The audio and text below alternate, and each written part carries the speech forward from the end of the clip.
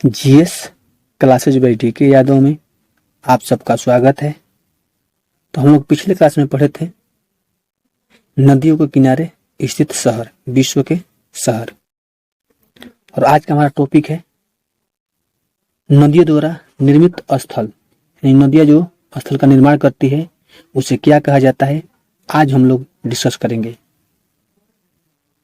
तो हम लोग पढ़ चुके थे कि हनोई जो है यह लाल नदी के किनारे पर स्थित है, और यांगून जिसे हम रंगून कहते हैं म्यांमार की राजधानी है। और यह जो नदी है इरावदी नदी के तट पर बसा हुआ यांगून शहर है। यहाँ तक हम लोग डिस्कस कर चुके थे। और इसके बाद हम पढ़े थे कि वियना जो है, वियना, ब्रातिस्लावा, बुडापेस्ट और बेलग्रेड, ये जो 4 शहर हैं ये डेन्यूब नदी के तट पर बसा है। यहाँ तक हम लोग कल डिस्कस किए थे। आज हमारा टॉपिक है नदियों द्वारा निर्मित स्थल रूप।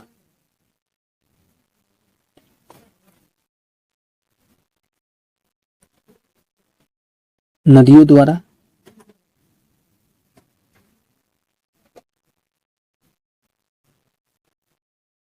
स्थल रूप, नदी द्वारा निर्मित स्थल रूप आज का हमारा टॉपिक है। तो नदियां जो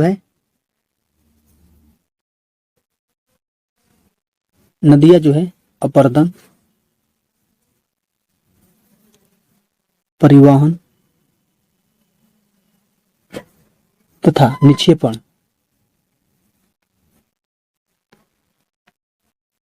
निक्षेपण कार्य द्वारा अपने उद्गम स्रोत से लेकर मुहाने तक विभिन्न प्रकार की स्थलाकृति का निर्माण करती है। जो नदियां हैं अपर्दन, परिवहन और निक्षेपण के कारण ही उद्गम से लेकर मुहाना तक विभिन्न प्रकार का स्थलाकृति बनाती है।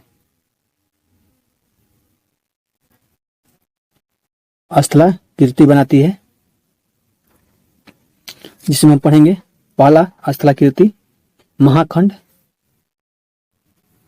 जो महाखंड है, महाखंड को गार्ज भी नाम दिया जाता है। एग्जाम में क्वेश्चन पूछा जाता है कि गार्ज कैसे बनता है, या उसके क्रिया देकर पूछ लिया जाता है कि जो यह कार्य है इसके स्थिति में किस महाखंड का निर्माण होगा।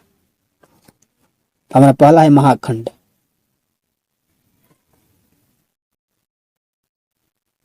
महाखंड या इसे गार्ज कहा जाता है।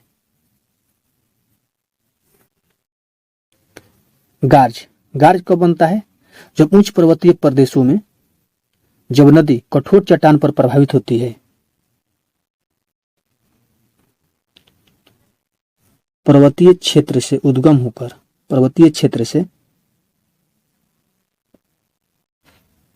कठोर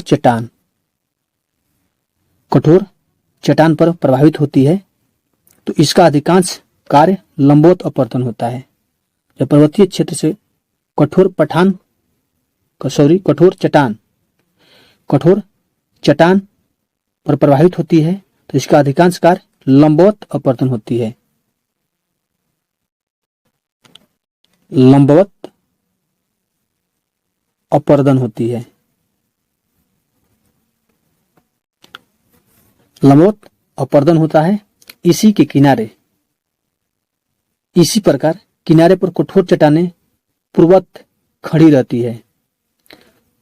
जहां से नदी गुजरती है उसके दोनों किनारों पर जो चट्टान होती है वो पूर्ववत खड़ी रहती है और एक गहरी घाटी का निर्माण करती है।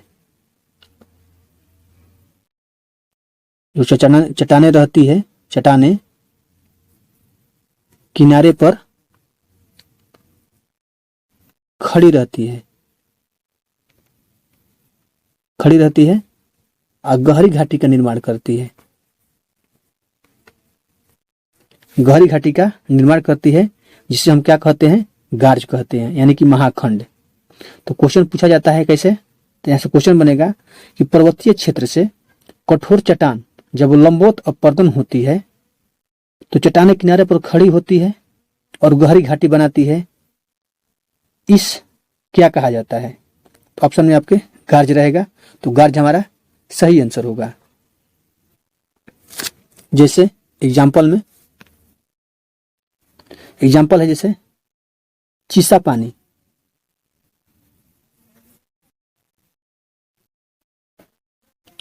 चीसा पानी गार्ज। चीसा पानी गार्ज जो है यह कहाँ पर स्थित है? तो नेपाल में स्थित है। चीसा पानी गार्ज जो है यह नेपाल में स्थित है। इसका निर्माण जो करती है कर्णाली नदी करती है। चीसा पानी गार्ज का निर्माण कौन सी नदी करती है? तो कर्णाली नदी।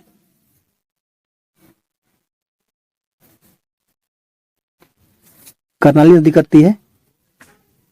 कर्णाली नदी नेपाल की सबसे लंबी नदी है। तो जो कर्णाली नदी है यह नेपाल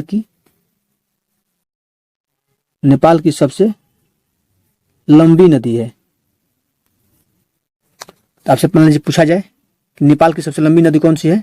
तो कर्णाली नदी है। और इसकी टोटल लंबाई जो है वह 507 किलोमीटर है। 507 किलोमीटर है। अपने तेज बहाव के कारण यह विभिन्न गार्जों का निर्माण करती है। और दूसरा है कैनिनी। दूसरा जो हमारा गार्ज है वह कैनियन।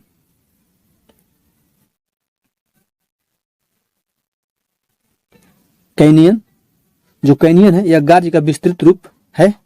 या ग्रांड कैनियन जो है अमेरिका में, जो अमेरिका का एरोजिना प्रांत है वहां पर कोलोराडो नदी पर स्थित एक खंड है। जो कैनियन है यह कहां पर स्थित है? तो अमेरिका का एक प्रांत है एरिजोना। और एरिजोना से एक नदी निकलती है कोलोराडो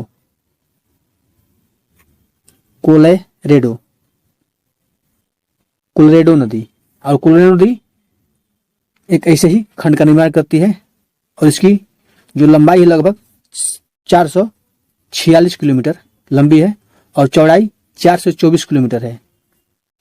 यानी जिसकी चौड़ाई है कोलोराडो नदी का कहीं पर 4 मीटर है तो कहीं पर 24 किलोमीटर है। और इसकी गहराई जो है वो 1.6 किलोमीटर है, यानी कि 1600 मीटर है। और तीसरा है भी आकार की घाटी। तीसरा जो है वह है भी आकार की घाटी।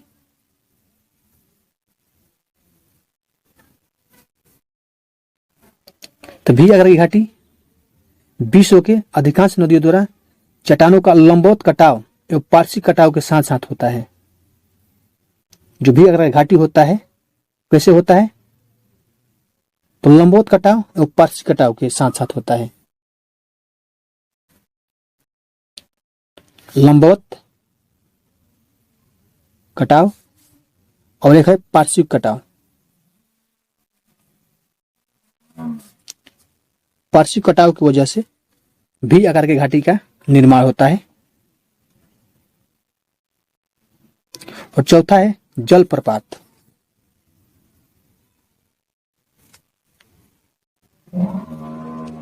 ये तीसरा है।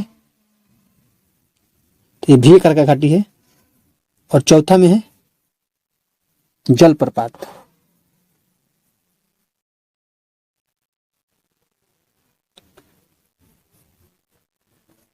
जलप्रपात जब नदी का जल अचानक ऊंचाई से नीचे गिरता है। ऊंचाई से नीचे अचानक जब जल गिरता है नदी का, तब जलप्रपात का निर्माण होता है, जिसे हम जलप्रपात कहते हैं। आपसे क्वेश्चन पूछ सकता है कि जब नदी का जल अचानक ऊंचाई से नीचे गिरता है तो उसे क्या कहा जाता है? तो हमारा आंसर होगा जलप्रपात कहा जाता है। और पांचवा है क्षिप्रिकाएं।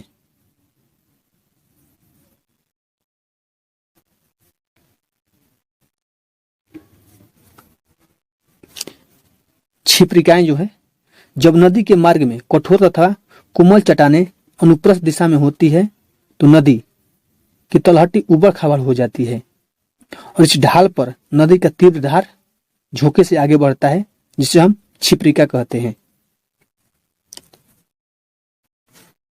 आप लोग अपने नोटबुक में नोट करते चलिएगा कि छिप्रिकाएं जो बनती है कैसे बनती है। लिखिएगा अपनी कॉपी में कि जब नदी के मार्ग में कठोर तथा कोमल चट्टानें अनुप्रस्थ दिशा में स्थित होती है तो नदी की कोमल चट्टानें अनुप्रस्थ दिशा में स्थित होती है तो नदी की तलछटी, यहाँ पर तलछटी नहीं होगा, तलहटी होगा, तलहटी उबड़ खाबड़ हो जाती है, तलहटी उबड़ खाबड़ हो जाती है। इस ढाल पर नदी का जल तीव्र झोंके से आगे बढ़ता है। इस ढाल पर नदी का जल तीव्र झोंके से आगे बढ़ता है जिसे हम छिप्रिका कहते हैं। और इसके बाद जो छठा है,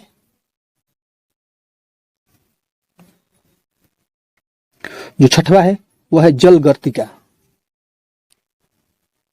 जल गर्तिका, जल गर्तिका नदी के तलहटी पर जल द्वारा बने गर्त को जल गर्तिका कहते हैं। नदी की तलहटी पर, नदी की तलहटी पर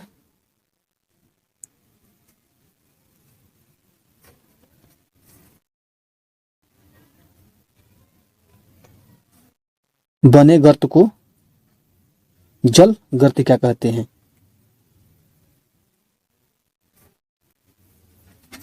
जल गर्तिका कहते हैं। उसके बाद सातवां है अधा कथित विसर्ग।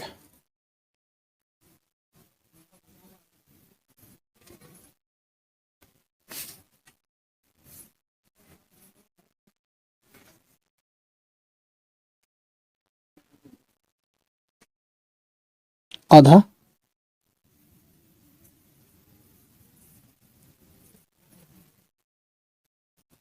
अधकर्तित विसर्प, यह बहुत ही गहरे और चौड़े नदी विसर्प होते हैं जिन्हें नदी कठोर चट्टान में अपनी अपर्दन क्रिया द्वारा बनाती है।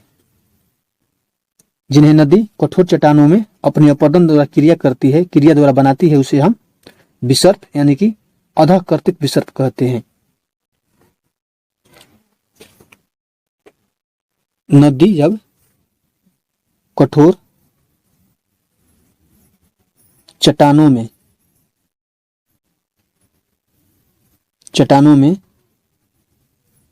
अपनी अपर्दन क्रिया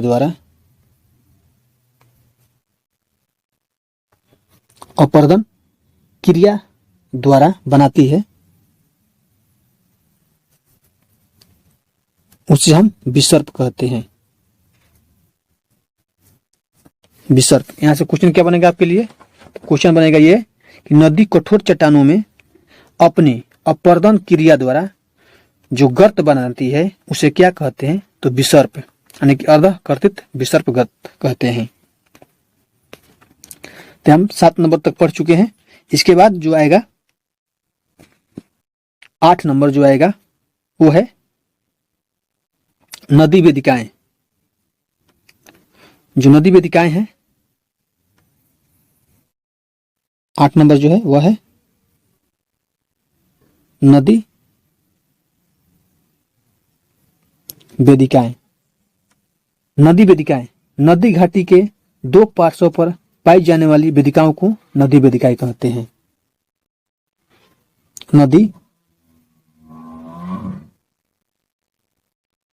नदी घाटी के दोनों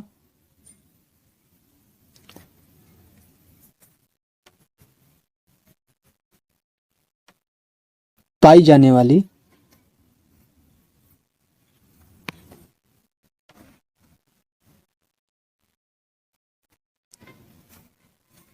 नदी वेदिकाएं हैं। नदी घाटी के दोनों पार्श्व पर पाई जाने वाली वेदिकाओं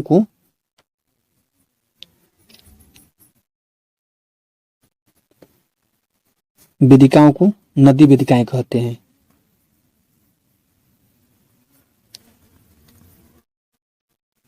एक नदी वेदिकाएं का परिभाषा है, जितने भी हम पढ़े हैं परिभाषा पढ़े हैं कि कौन सा गर्त कैसे निर्माण होता है।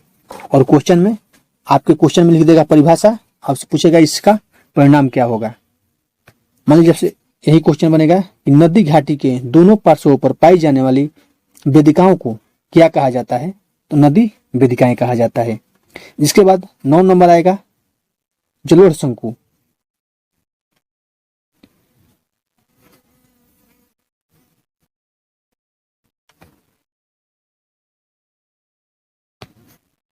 जलोढ़ शंकु नदियों द्वारा निक्षेपित नदभार गिरिपथ से बाहर की ओर शंकु के रूप में फैल जाता है, जिसे हम जलोढ़ शंकु कहते हैं। नदियों द्वारा निक्षेपित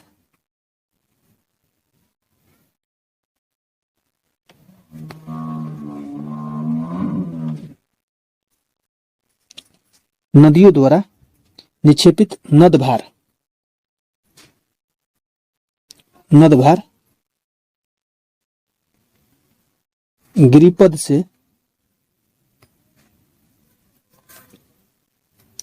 बाहर की ओर जो शंकु के रूप में फैल जाता है, शंकु के रूप में फैल जाता है, उसे जलोढ़ शंकु कहते हैं। तो आपसे क्वेश्चन पूछ सकता है कि नदियों द्वारा निक्षेपित नदभार गिरिपद से बाहर की ओर शंकु के रूप में फैल जाता है, उसे हम क्या कहते हैं, तो जलोढ़ शंकु कहते हैं। उसके बाद बनता है गोखुर झील।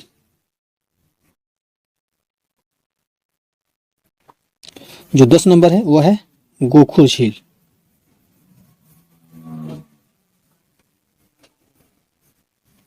जो गोखुर झील है, गोखुर झील मैदानी भागों में नदियों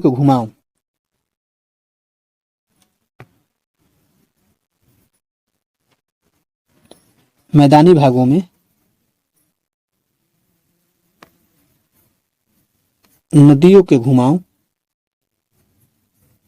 जब इस आकार का बनेगा, इस आकार के होते हैं और अंत में यह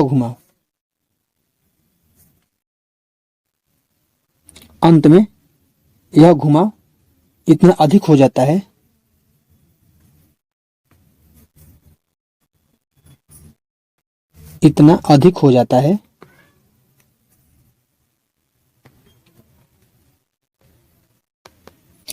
है कि यह मुख्य नदी से अलग हो जाता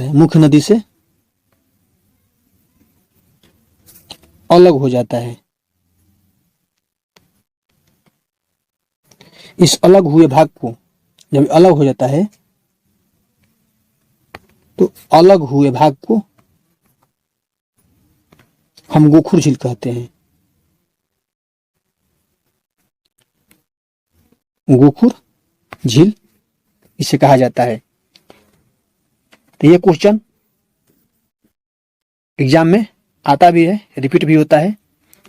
और ये क्वेश्चन आपसे कैसे पूछा जाएगा कि जब मैदानी भागों में नदियां के घुमाव इस आकार का होते हैं, अंत में यह घुमाव इतना अधिक हो जाएगा कि यह अलग होने के जैसे महसूस होगा, यानी कि अलग हो जाएगा। और इस अलग हुए भाग को क्या कहा जाएगा, तो आपके ऑप्शन में रहेगा गोखुर झील, जो कि हमारा सही आंसर होगा। उसके बाद आता है प्राकृतिक तटबंध।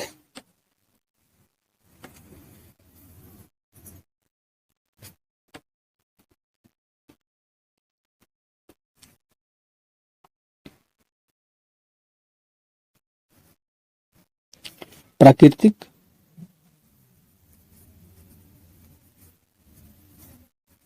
तटबंध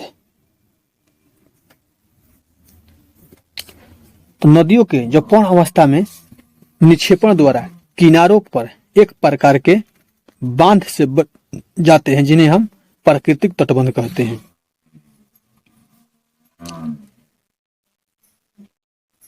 जब नदियों के प्रौढ़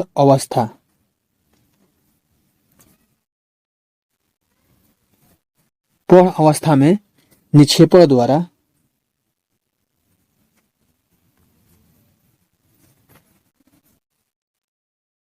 किनारों पर एक प्रकार के बांध बन जाते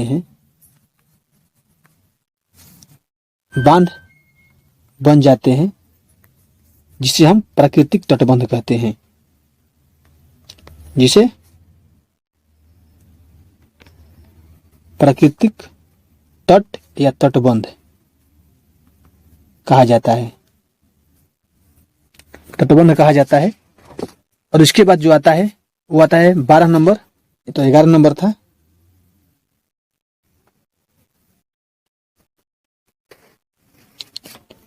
इसके बाद आता है 12 नंबर पर।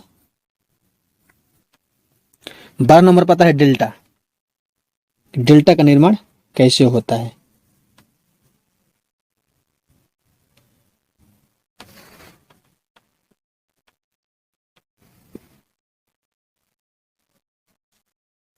तो जो डेल्टा है, जब नदियां किसी समुद्र या झील में गिरने लगती है तो अपने साथ अवसाद के निक्षेपण द्वारा ग्रीक अक्षर डेल्टा जैसी स्थलाकृति का निर्माण करती है। डेल्टा मतलब ऐसे।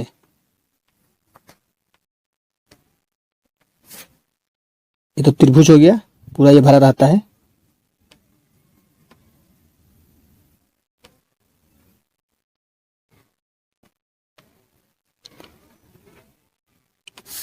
ऐसे निर्माण करती है, यह डेल्टा है। ग्रीक भाषा में डेल्टा इसे कहा जाता है। और जब ऐसा निर्माण करेगी, ऐसे तट स्थलाकृति का निर्माण करेगी, उसे हम डेल्टा कहते हैं। तो कब? जब नदी अपने साथ अवसाद बहा कर लाती है और जहाँ समुद्र या झील में गिरती है, वहीं पर डेल्टा के आकार का स्थलाकृति का निर्माण करती है, जिसे हम डेल्टा कहते हैं। सर्वप्रथम डेल्टा शब्द का प्रयोग नील नदी के मुहाने पर निक्षेपण स्थल के रूप में हेरोडोटस द्वारा किया गया था। और आपसे पूछ लिया जाए डेल्टा शब्द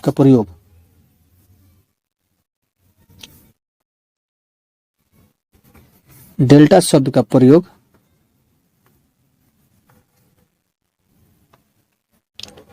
सर्वप्रथम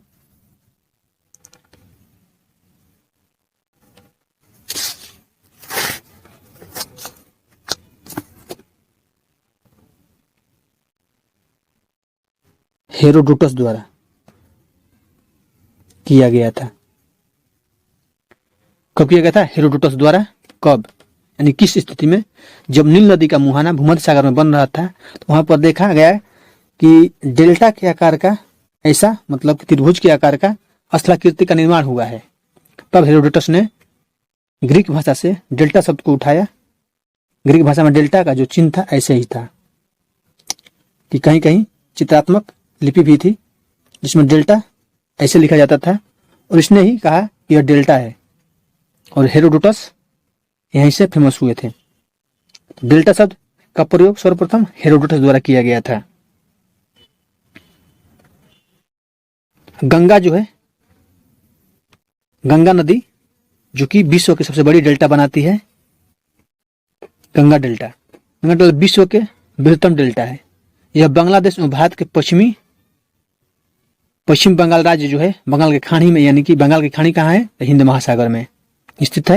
यहीं पर गंगा ब्रह्मपुत्र डेल्टा के नाम से जाना जाता है, जिसका कुल क्षेत्रफल है, यानी कि जो गंगा ब्रह्मपुत्र डेल्टा बनाती है उसका कुल क्षेत्रफल 1,05,000 वर्ग किलोमीटर में है स्थित है। तो गंगा ब्रह्मपुत्र डेल्टा का क्षेत्रफल कभी कभी एग्जाम में पूछ लेता है।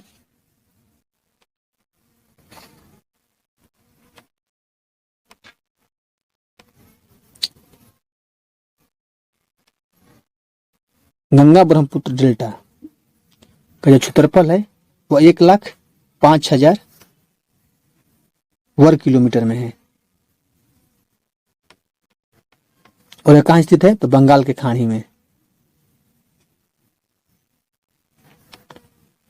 बंगाल की खाड़ी में, और बंगाल की खाड़ी कहाँ स्थित है, तो हिंद महासागर में।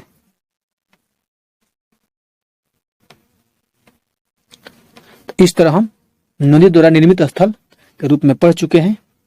और इसके बाद जो हम पढ़ेंगे वो प्रीवियस ईयर क्वेश्चन पढ़ेंगे। प्रीवियस ईयर क्वेश्चन ज्यादा नहीं है, 5-6 क्वेश्चन जो कि बार बार रिपीट होते हैं वही पूछा गया है, तो हम भी आज ही इसको डिस्कस कर लेते हैं।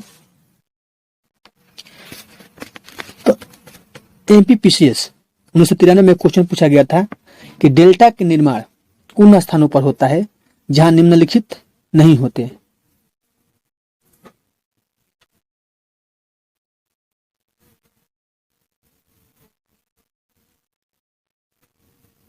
डेल्टा का निर्माण उन स्थानों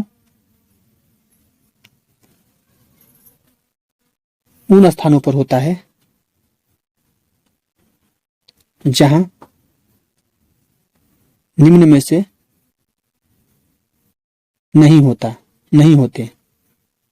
और इसके लिए ऑप्शन दिया गया था, ऑप्शन 1 में था चट्टान, यानी कि ऑप्शन ए चट्टाने, ऑप्शन बी में था ज्वार भाटा, और ऑप्शन सी में था तेज हवाएं, और ऑप्शन में डी में लिखा हुआ था गहरा समुद्र।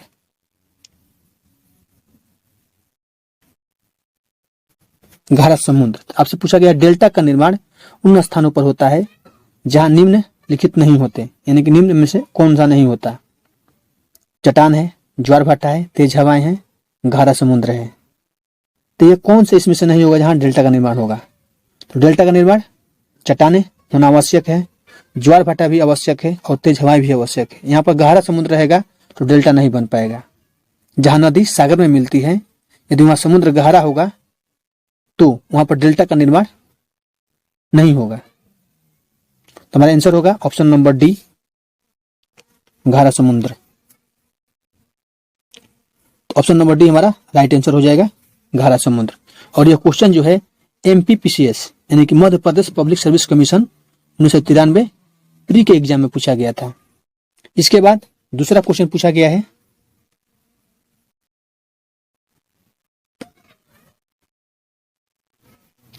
दूसरा क्वेश्चन पूछा गया है कि विश्व का बृहत्तम डेल्टा निर्मित होता है। विश्व का बृहत्तम डेल्टा निर्मित होते हैं। और उसके लिए ऑप्शन दिया गया था, ऑप्शन ए में था Ganga Brahmaputra delta, option B में था Mississippi Missouri delta, Mississippi Missouri delta. उसके बाद था ऑप्शन नंबर सी में था यांगत्से कियांग द्वारा डेल्टा, और ऑप्शन डी था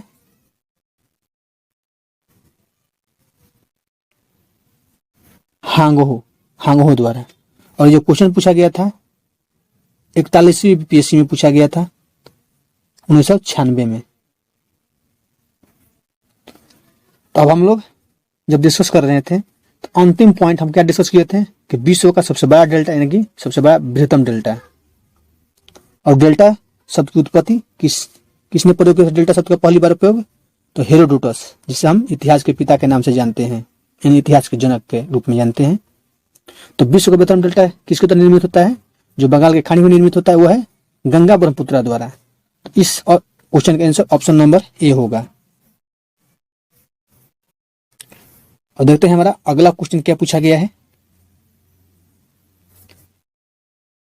और हमारा अगला क्वेश्चन पूछा गया है निम्नलिखित नदियों में से किसके मुहाने पर पक्षी के पंजे की आकृति वाला डेल्टा बनता है?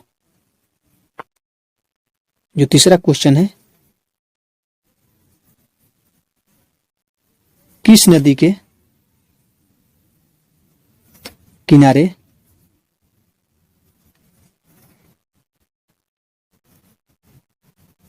पक्षी के पंजे की आकार का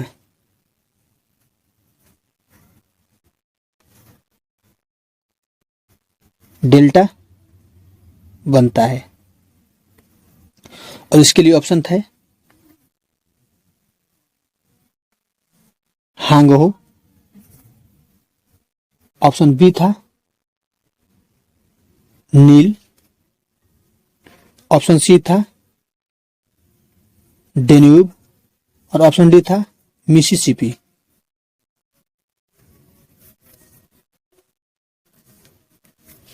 और ये क्वेश्चन पूछा गया है यूपीपीसीएस 2018 में क्वेश्चन पूछा गया है।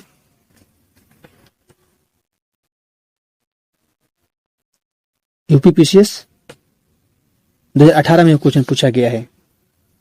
तो जो मिसिसिपी नदी है मेक्सिको की खाड़ी में गिरती है और यहीं पर पक्षी के पंजे की आकृति वाली डेल्टा बनाती है, जबकि नील नदी कैसा बनाती है तो चपाकार डेल्टा। तो हमारा आंसर होगा, कौन सा आंसर होगा, तो ऑप्शन नंबर डी इस क्वेश्चन का राइट आंसर होगा, मिसिसिपी। तो जो मिसिसिपी नदी है वह पक्षी के पंजे के आकार का डेल्टा बनाती है और जो हमारी भारत में और पड़ोसी देश बांग्लादेश में स्थित है, बंगाल की खाड़ी में डेल्टा जो गंगा ब्रह्मपुत्र द्वारा बनता है उस डेल्टा का आकार है डेल्टा के आकार का, यानी कि त्रिभुज के आकार का। तो डेल्टा जो बनाती है मिसिसिपी मेक्सिको की खाड़ी में डेल्टा बनाती है पक्षी के पंजे के आकार का। और यह क्वेश्चन यूपीपीसीएस 2018 में पूछा गया था। तो इसके बाद चौथा क्वेश्चन पूछा गया है ग्रैंड कैनियन है। चौथा क्वेश्चन पूछा गया है ग्रैंड कैनियन है। इसके लिए ऑप्शन दिया गया था, ऑप्शन ए में एक खंड, ऑप्शन नंबर बी था एक बड़ा लोप, ऑप्शन नंबर सी में था एक नदी, ऑप्शन नंबर डी में था एक पुराना तोप।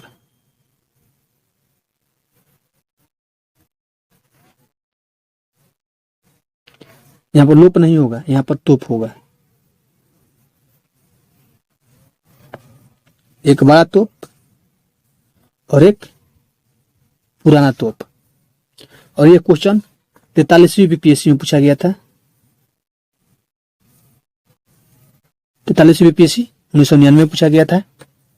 तो ग्रैंड कैनियन क्या है, तो ग्रैंड कैनियन संयुक्त राज्य अमेरिका में, संयुक्त राज्य अमेरिका है, वहीं पर एक प्रांत है एरिजोना जो कि कोलोराडो नदी पर स्थित है और यह एक खंड है। ग्रैंड कैनियन क्या है, एक खंड है। तो ऑप्शन नंबर ए हमारा इस क्वेश्चन का राइट आंसर होगा। ऑप्शन नंबर ए हमारा इस क्वेश्चन का राइट आंसर होगा। और इसके बाद पांचवा क्वेश्चन पूछा गया है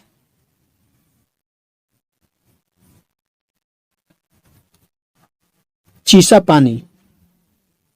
पानी गार्ज स्थित है। आपको बताना है कहां पर स्थित है। और हमारा ऑप्शन में था, ऑप्शन ए में भारत दिया था, ऑप्शन बी में नेपाल दिया हुआ था और ऑप्शन सी में बांग्लादेश, ऑप्शन डी में पाकिस्तान। और यह क्वेश्चन यूपी लोअर सब में पूछा गया था 2015 में। तो हम लोग जब डिस्कस कर रहे थे उसी से मैंने बताया था कि जो चीसा पानी है वो कहां पर, किस नदी पर स्थित है, तो कर्नाली नदी।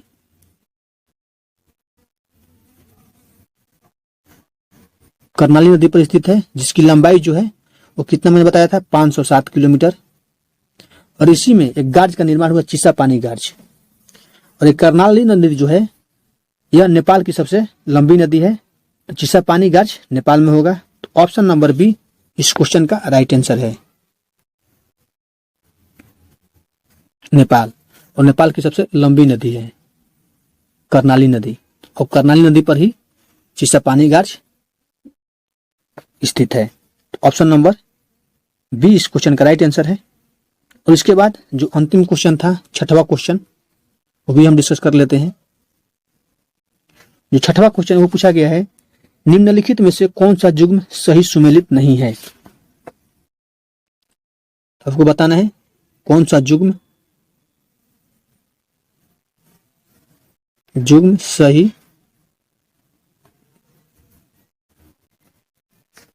सुमेलित नहीं है। और ऑप्शन ए में दिया गया था कैनियन नदी, ऑप्शन बी में दिया गया था जिवजेन वायु, ऑप्शन सी में दिया गया था इंसेल वर्ग, इसके सामने दिया गया था हिमनद, और ऑप्शन डी में दिया गया था मोरेन, और इसके सामने दिया गया था हिमनद। तो आपको बताना है इनमें से कौन सा सुमेलित नहीं है। और ये क्वेश्चन पूछा गया है एमपीपीसीएस 2017 में पूछा गया है प्री के एग्जाम में। तो इसमें से हमारा कौन सा सही है। तो कैनियन जो है एक नदी है जो कि बिल्कुल सही है। तो उसके बाद पूछा गया है जिवजेन जो है एक हवा है। और ऑप्शन नंबर सी में दिया गया है इंसेलबर्ग हिमनद, जो कि यह गलत है। और ऑप्शन नंबर डी जो दिया है मोरेन हिमनद, यह बिल्कुल सही है। तो इंसेलबर्ग जो है गलत है। इंसेलबर्ग का निर्माण कब होता है, तो यह पवन द्वारा होता है। यानी कैनियन का निर्माण नदी द्वारा होता है, फ्यूजन का निर्माण वायु द्वारा होता है, इंसेलबर्ग का निर्माण यह हिमनद द्वारा नहीं होता है। किसके द्वारा होता है, तो यह पवन द्वारा होता है। यहां पर हमारा पवन हो जाएगा। तो ऑप्शन नंबर सी हमारा सही आंसर है, क्योंकि पूछा गया है इसमें से कौन सा सुमेलित नहीं है। तो ऑप्शन नंबर सी सुमेलित नहीं, और मोरेन का निर्माण हिमनद से होता है। तो ऑप्शन नंबर सी हमारा राइट आंसर होगा, जो कि सही मिलान नहीं हुआ है। तो कैनियन जो डेल्टा है इसका नदी द्वारा निर्माण होता है, फ्यूजन डेल्टा का निर्माण वायु द्वारा होता है, इंसेलबर्ग डेल्टा का निर्माण पवन द्वारा होता है, और मोरेन डेल्टा का निर्माण हिमनद द्वारा होता है। इस तरह हम जो यूपीएससी, बीपीएससी, एमपीपीसीएस, कोई भी स्टेट पीसीएस हो जिससे हम क्वेश्चन पूछा गया है, तो हम लोग 5-6 क्वेश्चन सॉल्व कर चुके हैं। साथ ही साथ इसका डिस्कशन भी कर चुके हैं, या कि इससे अलग भी क्वेश्चन आए तो हम लोग टिक कर सकते हैं। और इसके बाद जो हमारा टॉपिक होगा, इसके बाद जो हम टॉपिक पढ़ेंगे वो पढ़ेंगे हम विश्व के द्वीप।